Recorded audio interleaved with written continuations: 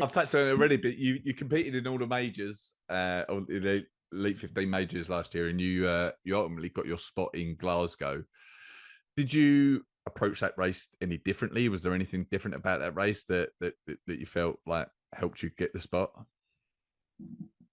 Quite honestly, I have thought about this, Greg, and I think, with my whole season last year in the majors, I was a roll down. So not knowing exactly if I was going to be racing or, where I kind of stood in the Elite 15 field.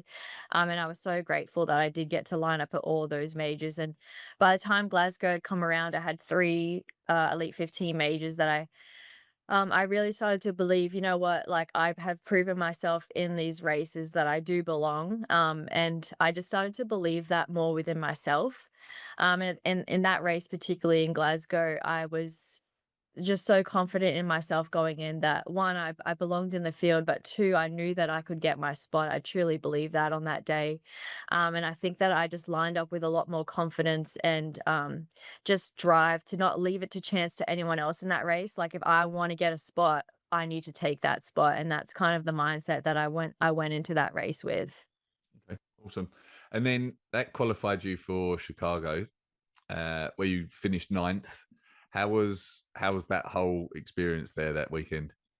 Oh, it was incredible. Like to think, if you had asked me at that point, even like 8 months back, that if I was lining up in the world championship in the Elite 15 race, like it would have just, I probably would have laughed in your face, like how surreal that would have been.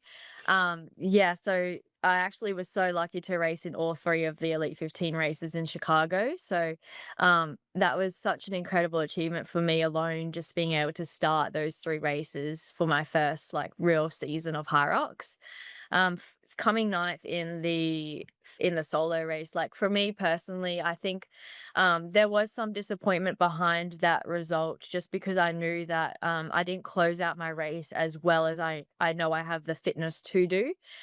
So there was obviously some disappointment behind that, but ultimately you have to kind of zoom out and look at the bigger perspective. To get top 10 in the Elite 15 field is such an incredible achievement and something that I'm so proud of.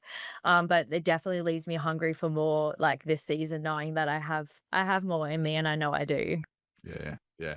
I remember the first major of the season, the Amsterdam major, and I think you got a call up just like a day or two before, right? And you flew from Australia to come for that race. So yeah, it is a huge achievement to finish ninth in the world in the end. To come from that, you know. Yeah, that's exactly right. And it's one of those things too. It's like, yeah, you do need to zoom out and have that bigger perspective, because none of that would have happened like 6 7 months ago. That wasn't even on my radar at all. So you have to just be grateful for what happened, but excited for this season as well to see how things stack up. Yeah. And then you said you raced in all three elite races that weekend. So you won the relay with Australia, and you raced in the doubles. How was your recovery across the weekend for those three races? And then also, like, what was the relay experience like?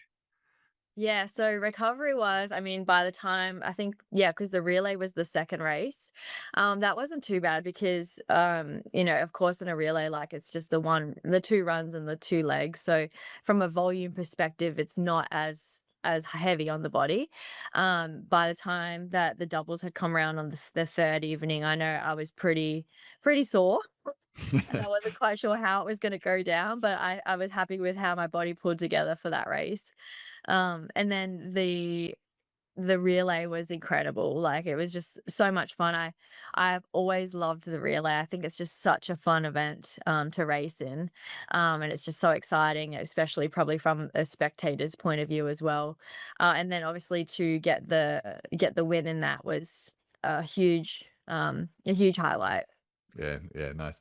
Do you do anything like ice baths or anything like across weekends like that to help with your recovery, or not especially? I did have a massage. That was something that I did kind of put in right after my solo race the next morning, just to kind of get some movement in my legs and whatnot. But I think the big thing from a recovery standpoint when racing back to back to back like that was just making sure that um, right after my races, I had a proper meal that I was putting in, and I was getting on the bike and getting my legs flushed out beforehand. So it's like once you're finishing a race, you're already thinking about the next race and how you can recover as quickly as possible. I think sometimes, like in the major races, if you don't have anything the next day, you can get a little slack with like, oh, I'll worry about food later, or I won't get on the bike because I'm doing this or that. But like that was my number one priority, was making sure that I was fueling, hydrating, and then ultimately trying to get to sleep as quickly as possible after the race as well. Yeah.